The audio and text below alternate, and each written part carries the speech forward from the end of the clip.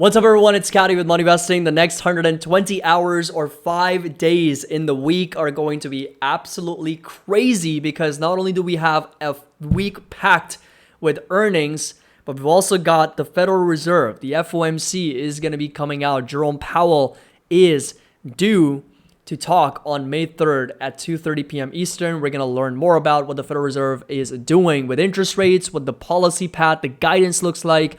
And of course, the battle between the bulls and the bears continues. We're going to talk a little bit about that as well from a technical perspective. As always, if you guys enjoyed this video, find it helpful, make sure that you drop a like. Don't forget to subscribe to the channel if you're just joining us for the first time. The link to our Discord and Patreon is going to be down below if you're interested in joining us and, of course, getting access to all the buy and sell alerts, options alerts, trade ideas. Everything is going to be included with a link down below. There is the discount that's available for one more day. So after April 30th, it does expire. So today is literally the last day if you want to take advantage of that. And after midnight, it will expire. So this right here is the earnings calendars. We got lots of companies and I've already been posting videos. So there's going to be a ton of content out. We're going to be talking about, Supermicro Computer, Arista Networks, AMD. So some chip stocks. And of course, we got Apple as the giant, Shopify, Block, Coinbase. So starting with Monday, we got SoFi. And then we've also got Arista Networks. We got Chegg, Vertex Pharmaceutical, already did a video on them. And NXP is also reporting. I did a video on them as well. So make sure that you do check that out if you haven't already. On Tuesday, we've got Uber. We'll do a video on them very soon. Pfizer, BP, Marriott International, Marathon Oil. And then we've also got InMode reporting pre-bell on Tuesday. Again, this is a company that I've traded before, I've invested in before. I don't have it in the portfolio right now, but if it does drop on earnings, we'll most likely be looking into this in more detail for potential deals, but we'll talk about that in a separate video. So I'll post that very soon. We got AMD after the bell on Tuesday, which is most certainly going to be moving NVIDIA as well. We got Ford, we got Supermicro Computer. I've done a video on that. It's a high quality chip stock, very, very nice. We got Starbucks, and we've also got Paycom reporting on Tuesday after the bell. Wednesday, we got CVS Health, we got Yum Brands, and that's pretty much going to be it on that day. And then after the bell, we've got Qualcomm, Mercado Libre, we got Fastly, Marathon Oil, and we've got Etsy also reporting, as well as HubSpot reporting after the markets close. Then Thursday's the big day. We've got Datadog, we got Moderna, Royal Caribbean, Peloton, and then of course Shell is also reporting pre-bell. And then after the markets close, we got the giant, the biggest company in the United States. That's going to be Apple reporting, along with Shopify, Block, Coinbase, DraftKings, Lyft, Fortinet, Carvana, and Booking Holdings. So it's going to be a packed Thursday after the bell because we got lots of companies reporting. We got, of course, AMC on Friday before the bell. We got Warner Brothers Studios, and Fubo TV is going to be reporting pre-bell on Friday as well. So lots of videos coming out, lots of content, lots of companies to go over. So it's going to be a busy week. This is the economic calendar. Now, on Monday, May 1st, we do have the ISM Manufacturing Index numbers for PMI. So that's going to be for the month of April. And the forecast is 46.7. So a slight improvement from the previous number, 46.3. So as I've mentioned before, this is the Purchasing Managers Index, and a contraction is below 50. But more specifically, below 46 is when things start to really get concerning, because in the last, I think the study was 50 to 75 years, every time this PMI number has dipped below 45 or 46, we have most certainly seen a recession. There's not been a false positive there. And right now we're at 46.7. So we're just kind of threading a needle here, just like, walking a very, very fine line at the moment, trading at 46.7. So that's going to be the consensus. We've also got the JOLTS numbers, which have been declining. So job openings have been going away. And the forecast is going to be 9.6, just a little bit under 9.7 million job openings, which is going to be a decline from 9.9 and almost a decline from 10 to 10.5 million few months ago that we saw. Now, we also have the unemployment week. It's a big unemployment week. It's not just the Fed or the earnings, but we've also got the labor market report. So ADP employment numbers coming out on Wednesday. It's going to be a little bit of an indication of what the actual non-farm payrolls might look like for when the actual jobs report is released on the first Friday of the month on May 5th. We got the services PMI. Again, we've got the ISM non-manufacturing PMI, crude oil inventories, and then Wednesday, May 3rd is, of course, we've got the FOMC statement. That's the actual Fed meeting. So the actual statement comes out at 2 p.m. Eastern, and the speech from the Federal Reserve Chairman Jerome Powell is going to be at 2:30 p.m. So FOMC press conference at 2:30 p.m. Eastern, and the actual interest rate decision at 2 p.m. Eastern, and that's obviously going to be a market moving event, right? Duh, it's going to be very, very important. And the consensus right now is for us to see another 25 basis point hike. That's about an 84% probability right now. And I've got a separate video coming out on the Federal Reserve later today. So we're going to talk about what the expectations are and what the market's reaction could look like. This right here is going to be Thursday. So we got import-export prices, we got productivity reports, and the Fed's balance sheet coming out on Thursday after the bell, just like it does every week. And then Friday, which is the first Friday of the month of May, we've got the unemployment report, so average hourly earnings, month over month, year over year, non-farm payrolls. So how many jobs did we add? The forecast right now is 180,000, which is a dramatic decline from the previous number of 236,000. And the unemployment rate for the month of April is expected to go up to 3.6%, slightly higher from 3.5% as well. So that is the entire week in a nutshell. Earnings, unemployment, and the most important, Federal Reserve. This right here is where we are for the market. So first, going over to the S&P 500. We are right now trading right at that resistance at 4,200. So that's, you can see that. We have sold off in February. We dropped about 7 to 8%. Then we recovered back higher. And right now we're getting a bit of a retest back up to that level. So this is a level which is going to be incredibly important. And I talk about that in my other video as well. But if you take a look at the options, open interest for S&P 500 options by different strikes, right now we've got the most options open interest at 4,000 strike for the S&P 500. So 4,000 is going to be around here levels. And then the next two strikes where we have the most open interest on S&P 500 options is 4,100 and 4,200. So these are two levels that we have been trading in between for quite some time. That's that area of consolidation.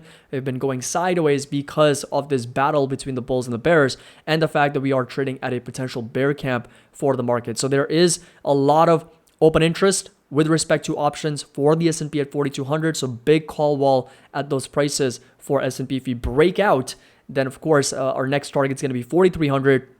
But if we do get rejected, which, considering that we have in the past, then it's going to potentially bring the S&P back right back down. So it's a possibility we start to roll right back over. And this right here is the S&P 500 equal weight ETF. This is a little bit different from S&P 500 as I've talked about in my previous videos. And the reason for this difference is really all about the weighting. Now, S&P 500 we know is market cap weighted. So, bigger the company, bigger the weight it's going to have in the S&P 500. So Apple, Microsoft, Nvidia, Meta. These are some of the biggest companies in the S&P 500. And as a result, they have a much bigger influence on the market movements. Now, this right here is an equal weighted index, right? Every single stock, every single company in the S&P 500 has an equal weight. And what you will notice is that we've got a big gap here. And what that simply means is that this index is nowhere near close to its resistance from the past as opposed to the actual S&P, right? And again, if you think about it logically, that simply means that these larger companies, these larger tech stocks are really influential, and they're the ones that are actually driving the markets higher, right? We're not seeing a broad-based rally. If we were seeing a broad-based rally, this right here index would have already been at that resistance where we are testing ourselves once again, but it's not. We've got this right here is the discrepancy, whereas the S&P 500 is already at that resistance from before. That means big tech is definitely playing a bigger role in this market's rally. This right here is the NASDAQ composite. So again, you can see that we are very much at that resistance, but the NDX, which is a little bit more concentrated, right, on tech. So now we're going the other way, right? Earlier, we looked at how we were at S&P 500, it's a little bit more market cap weighted and an equal weighted index. But now we're focusing on the NASDAQ, which is again a market cap weighted index, and NDX, which is NASDAQ 100, which is even more concentrated, right? So 50% of NDX makes up only 7 stocks, right? It's Tesla, it's Microsoft, Apple, and all those companies. And you'll notice that we are already starting to break out past 13,000, whereas this right here is still testing its resistance at 12,300. So those are some of the discrepancies that I wanted to point out because it is mostly been a large cap tech driven rally at the moment. And one of our members actually pointed this out really well. And he mentioned that in the last 6 months, or really what the markets has seen, is a lot of rotation in and out of sectors. In 2022, we saw a lot of energy companies and oil stocks do really well. Then the market rotated out of energy and oil over to healthcare, maybe utilities and staples. And now we're in an environment where the markets are rotating into tech, and that's what's really driving these moves higher. Our goal is to figure out where is the market going to rotate, or where the big money is going to rotate to next, because that's really what's going to be driving the moves in the future. But going over to some of the big tech companies here, Apple with a very nice breakout. So you can see that Apple is reporting earnings, and then going into next week, we've got a 176 as a resistance over here. You can see that we've been trading inside this downtrending channel, lower highs and lower lows for quite some time. And this right here is going to be that resistance to watch going into next week at close to 176. And we have certainly moved up quite a lot. And if Apple starts to lose a steam here a little bit, it's possible the S&P also starts to struggle a little bit at that resistance of 4,200.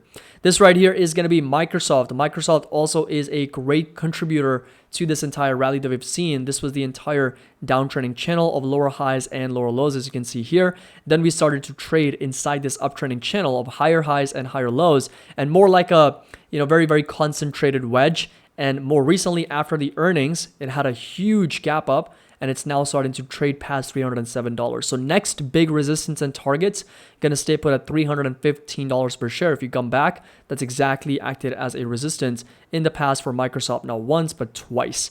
So that's going to be the level to focus on for Microsoft at $315. And again, similar to Apple, if it starts to lose steam, if the buyers are starting to kind of exhaust themselves a little bit, it's possible that we start to hit that target and start rolling over, which could put more additional downside pressure on S&P 500. This right here is going to be Nvidia, and you can see Nvidia has also been a big contributor to the entire rally in the S&P 500. Consistent downtrending channel, lower highs and lower lows, but since October, November, you can see that it's been on a consistent move to the upside. Very nice higher highs and higher lows, more specifically trading in a very tight range of this higher highs and higher lows. And now it's starting to struggle up a little bit at $288. So this right here, that red arrow is going to be that resistance. If we scroll back a little bit, that's exactly where we have gone rejected for Nvidia in the past. So this right here is going to be that level to watch. If you do get a breakout, which again is possible considering all the sentiment, all the hype around AI for Nvidia, 343 is going to be that next target. That's going to be pretty much the all-time high for this company. Next up and last up, we've got Meta Platforms, and Meta also in a very nice uptrending channel, higher highs and higher lows. We've got a couple of gaps to fill here. So this right here is the gap after the earnings, more recent earnings that we left up. And this right here is a big gap from, last year that we left from all the way to 250 to 286. And if we continue to trade in this higher high and higher low pattern, a very, very important resistance is going to end up here. That intersection you see, that's the previous horizontal resistance, and it's also the higher high inside this uptrend. It's going to sit at 286. We got a support level staying put at roughly around $210 to $215 per share around these levels. And of course, right now we're in no man's land, but only on the upside, trading inside between those two really big gaps for Meta. So bottom line is, it really comes down to how these big tech stocks end up performing, in the next couple of weeks here, even in the next few quarters, because they're the ones that are really driving this market rally to the upside. We're seeing a lot of concentration between these companies at the moment. And of course, we got big earnings coming out. So Apple's going to report earnings, not to mention the unemployment numbers and the Fed meeting as well. So lots of high stakes here going into next week. Let me know your thoughts down in the comment section below. As always, if you enjoyed this video, found it helpful, make sure that you drop a like. Don't forget to subscribe to the channel, and link to our Discord and Patreon is going to be down below. There is a 16% annual discount available till tonight. And after that, it does expire, so you can take advantage of it while it's still available. As always, happy investing. I'll see you all in the next video.